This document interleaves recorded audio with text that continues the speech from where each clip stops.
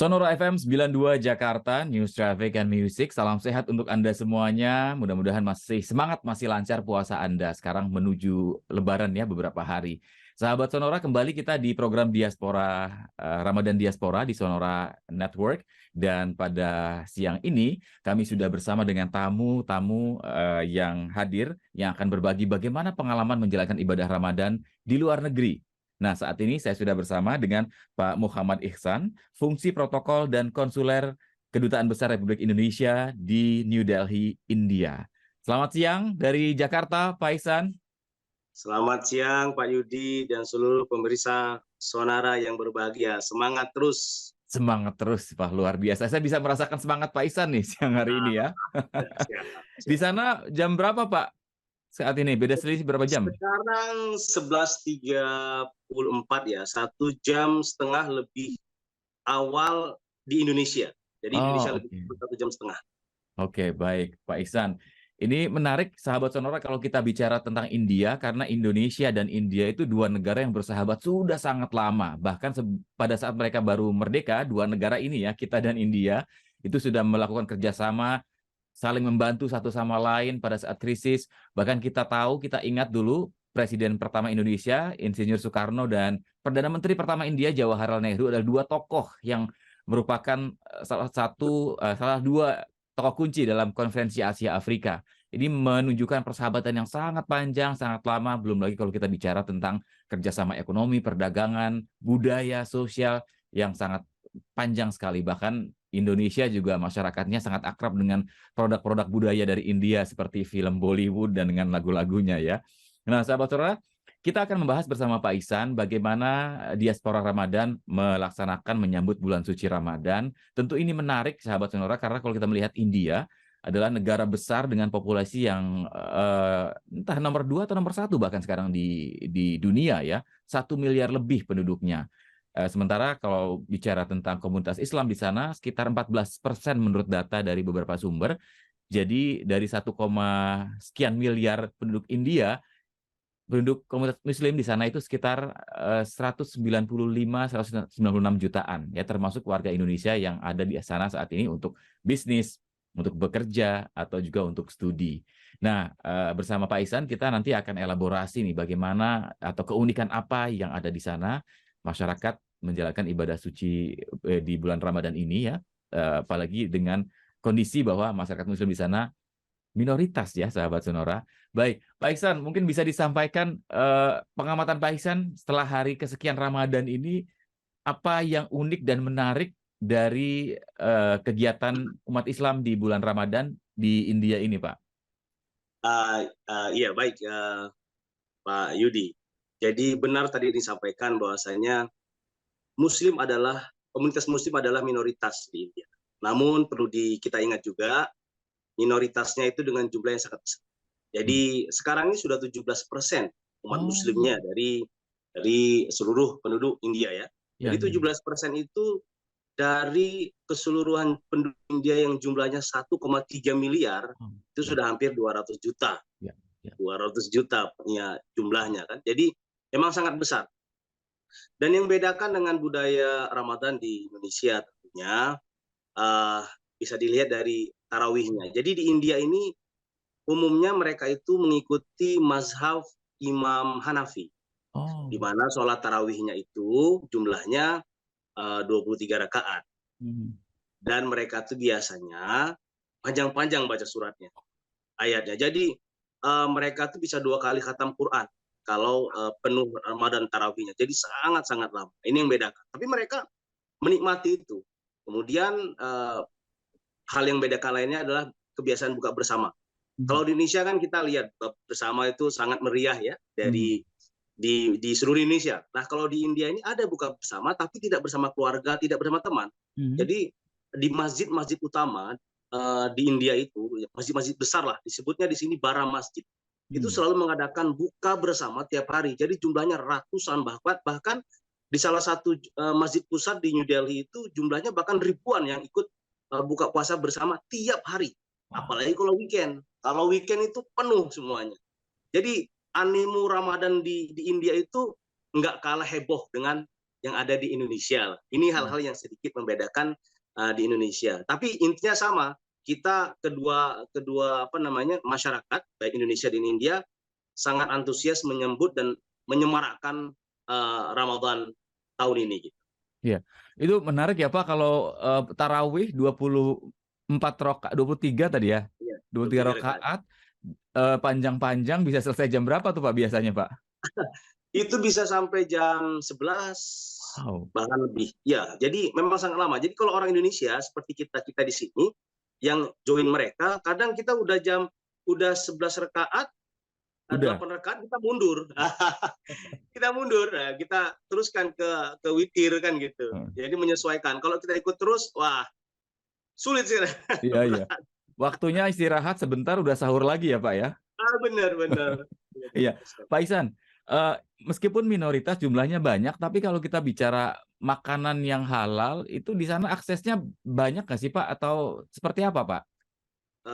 Jadi teman-teman pemirsa semua dan Pak Yudi, perlu kita ketahui bahwasanya karakter masyarakat Muslim di India itu berkumpul. Jadi ada satu daerah-daerah Muslim tertentu, itu semua komunitas Muslim. Jadi semua menu-menu halal itu tersedia di sana. Nah, memang agak sulit kalau kita berada di katakan wilayah yang didominasi kepercayaan lain, misalkan Hindu sebagai mayoritas. Ya. Jadi kita memang sulit untuk mencari makanan non-veg. Ya, kita siasati dengan makanan-makanan yang vegetarian seperti itu, atau bahkan kita masak sendiri. Tapi perlu diketahui menu-menu khusus itu muncul semua tuh. Menu khusus Ramadan itu muncul semua. Apa aja tuh Pak? Banyak sekali. Ada namanya chicken tandoori, ada manisan-manisan yang hanya ada di bulan suci Ramadan gitu. Jadi bukan cuma budayanya, kulinernya juga menyesuaikan. Jadi sangat unik dan menarik untuk dieksplor. Kadang-kadang kita sering jalan-jalan untuk buka puasa bersama. Ada satu daerah namanya Nizamuddin ataupun Old Delhi, jamak masjid. Itu menjelang buka puasa, kita jalan-jalan ke sana tuh. Hanya untuk melihat nikmatnya pemandangan menjelang buka puasa bersama gitu. Kalau di Jakarta, di Indonesia ini kan banyak pasar-pasar tumpah yang menjual takjil, makanan. Di India berarti seperti itu juga ya Pak ya, menjelang jam buka? Persis. Tapi dia lebih meriahnya itu setelah tarawih. Jadi kalau selama Ramadan, kehidupan malam tuh lebih hidup. Jadi siang itu nggak ada, tutup semua. Ini di daerah-daerah Muslim ya, mayoritas Muslim itu tutup semua. Nanti sekitar jam 5 sore itu buka. Tapi biasa saja itu orang-orang beli makanan. Nah, setelah tarawih, di situ baru tumpah semua tuh orang sampai subuh. Sampai subuh. Sampai subuh. Jadi kehidupannya malah justru dari malam itu ya Pak, malam ke pagi ya? Betul, sama Ramadan. Tapi orang kerja normal di siang hari seperti biasa ya Pak ya? Normal. Wow, ini menarik ya sahabat Sonora, ternyata unik juga tuh di India. Pak, kita tidak juga bisa menutup mata bahwa ada kadang-kadang mendengar ya, kita di Indonesia ini mendengar berita-berita tentang gesekan-gesekan antar warga karena perbedaan agama, Pak. Bahkan ada yang sampai ya tanda kutip diskriminatif lah terhadap kelompok minoritas. Sebetulnya pemerintah di sana seperti apa sih Pak langkah-langkah untuk mengatasi perbedaan ini agar tidak kemudian semakin besar dan berujung konflik yang bisa membahayakan persatuan mereka gitu Pak?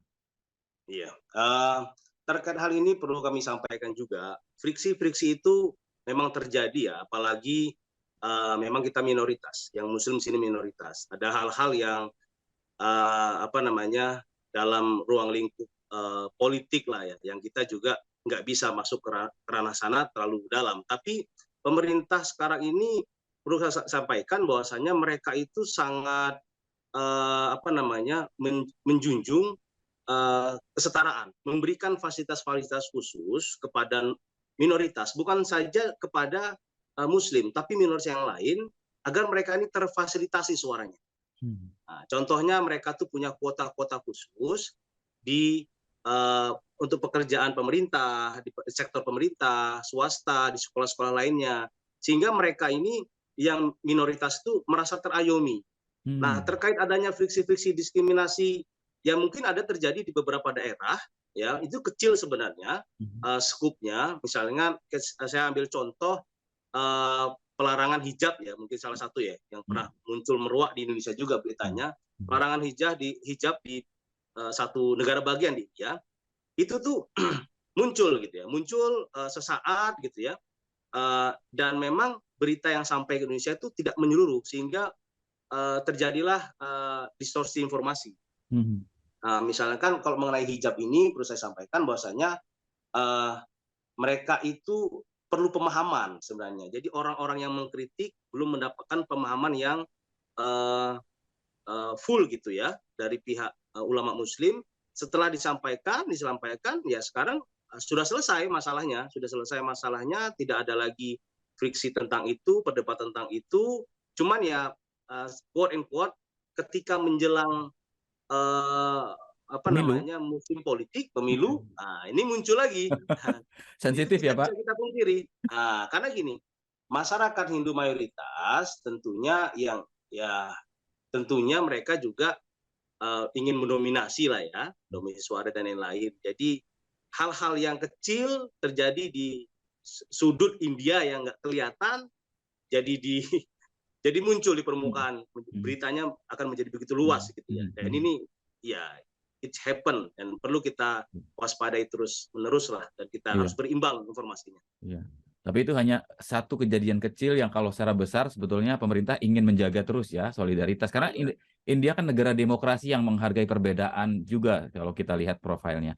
Pak Ihsan, ini kita menjadi penasaran juga nih Pak, sebetulnya di luar konteks Ramadan ya Pak, pertumbuhan ekonomi India yang begitu mencengangkan lah. Selain China, barangkali di Asia India ini paling leading juga pertumbuhan ekonominya. Sebetulnya apa yang membuat pertumbuhan ekonomi terjadi di India begitu baik gitu ya? Termasuk banyak ahli-ahli IT yang lahir di India, bahkan produk-produk IT India juga sekarang sudah ada di mana-mana gitu ya. Etos kerja apa yang dimiliki oleh warga India sehingga bisa mencapai titik ini, Pak Ihsan, dan barangkali ini bisa menjadi contoh ya, sesuatu positif yang kemudian bisa dilakukan oleh Indonesia, karena Indonesia juga negara besar yang punya potensi yang sama untuk memiliki pertumbuhan ekonomi yang baik juga, Pak. Siap. Ada beberapa hal yang saya garis bawahi, ini penting menurut saya. Yang pertama itu self-confident ya. Jadi kalau bicara PD, masyarakat India ini sangat pede dengan produk-produk yang mereka miliki. Dan ini terrealisasi dari karya-karya yang mereka ciptakan sendiri. Katakanlah kita bicara otomotif.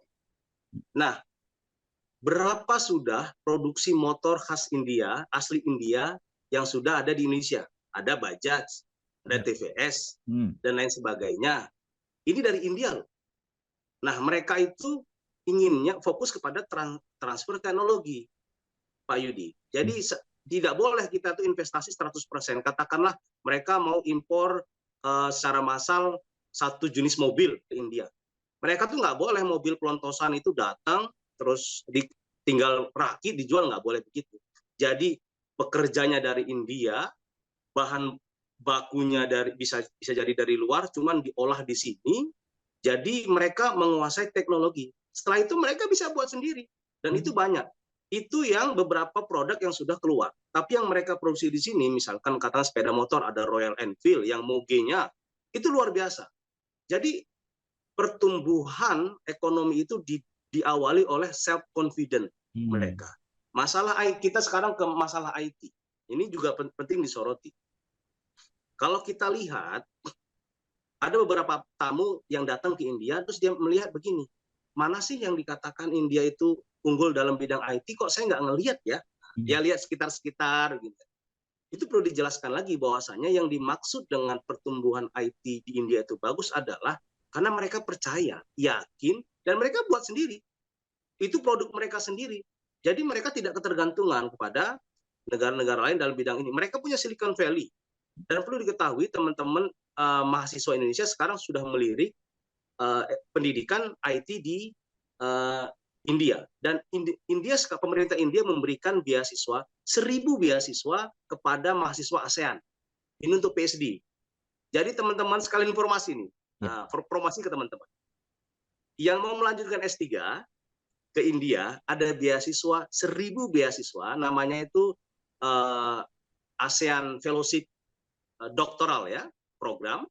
Itu online semua prosesnya. Jadi yang mau masuk IT, mau mendalami ilmu IT di India, daftar dan gratis, dapat uang gratis. Dan itu sudah berjalan beberapa tahun ini, kita ada beberapa mahasiswa kita yang di perguruan tinggi IIT di India. Jadi ini potensi besar bagi kita untuk sudah saatnya kita melirik India sebagai sebuah potensi yang harus kita explore.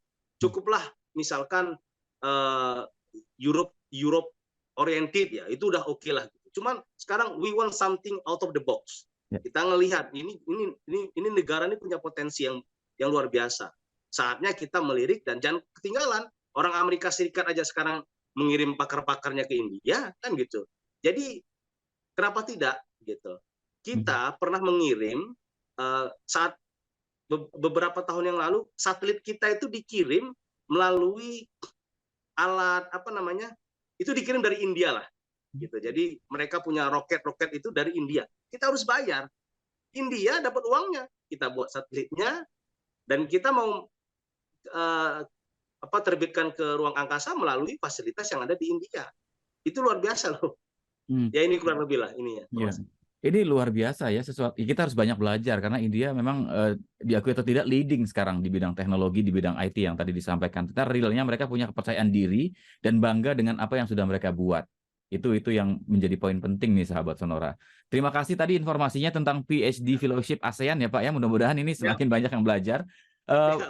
Oke, Pak Iksan, balik lagi ke soal Ramadan dan ini persiapan Lebaran karena beberapa hari lagi kita akan menjelang Idul Fitri 1 Syawal.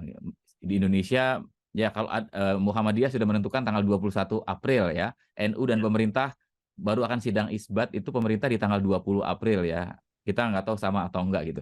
Nah, kalau kebiasaan Pak Iksan dan teman-teman di KBRI India gitu ya dengan diaspora Indonesia yang ada di sana menyambut Lebaran itu seperti apa Pak? Atau apakah juga sudah ada buka puasa selama Ramadan ini atau bagaimana Pak?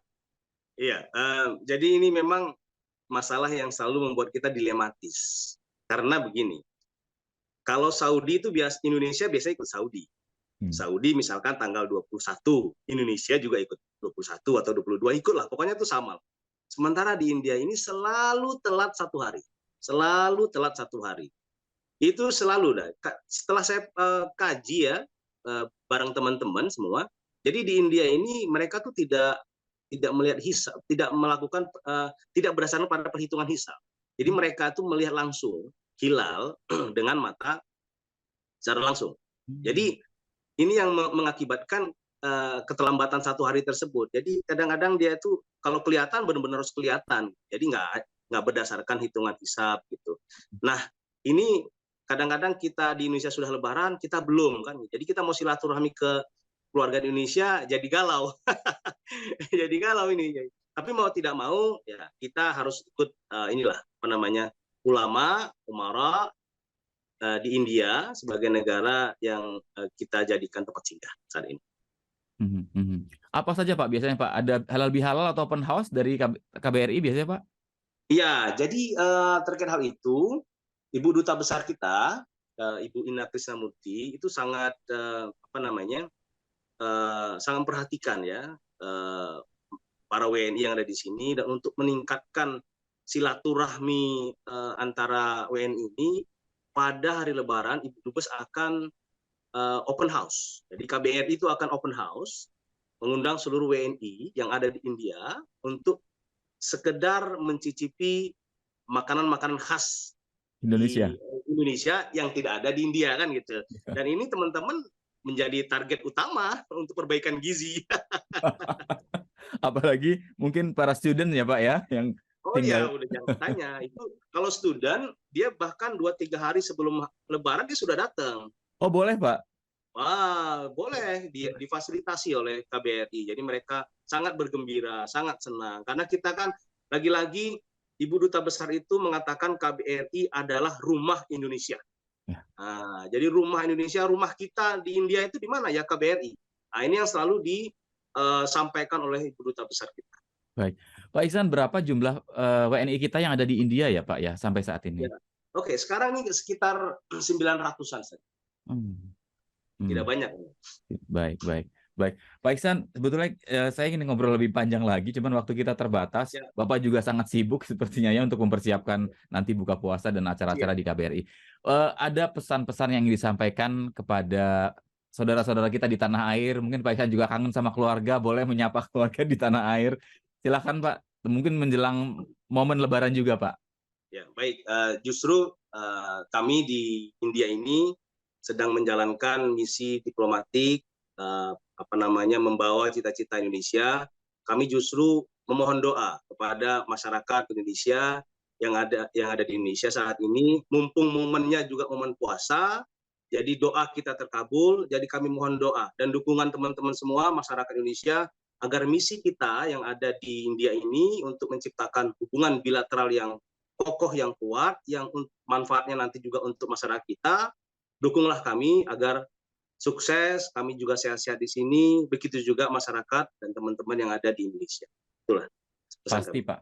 Itu tugas mulia mewakili Indonesia berada di setiap negara termasuk di India. Pak Iksan dan teman-teman, salam buat Ibu Duta Besar Pak. Mudah-mudahan diberikan kesehatan untuk menjalankan tugas-tugas mulianya menjadi Siap. representasi dari Indonesia dan semakin mempererat nih persahabatan antara India dan Indonesia. Karena kita banyak hal yang bisa kita pelajari dari India dan mungkin juga kerjasamanya semakin banyak ya, ekspor impor semakin lancar gitu ya Pak ya. Baik Pak Iksan, sekali lagi terima kasih Pak atas waktunya. Selamat melanjutkan aktivitas, salam sehat Pak. Siap, siap Pak Edi. Baik, Sehat. terima kasih. Demikian sahabat Sonora perbincangan kami menarik ya bersama dengan Pak Iksan dari KBRI New Delhi di India. Ada banyak hal yang unik dan ternyata ini menunjukkan betapa Indonesia dan India ini dua negara yang saling bersahabat dengan segala kelebihan dan kekurangannya masing-masing. Ramadan Diaspora, terima kasih untuk edisi hari ini Anda sudah menyimak dan juga menyaksikan ya melalui layar YouTube. Kita bertemu dalam edisi berikutnya di Ramadan Diaspora yang kami persembahkan spesial di bulan suci Ramadan. Persembahan Radio Sonora Network. Sampai jumpa.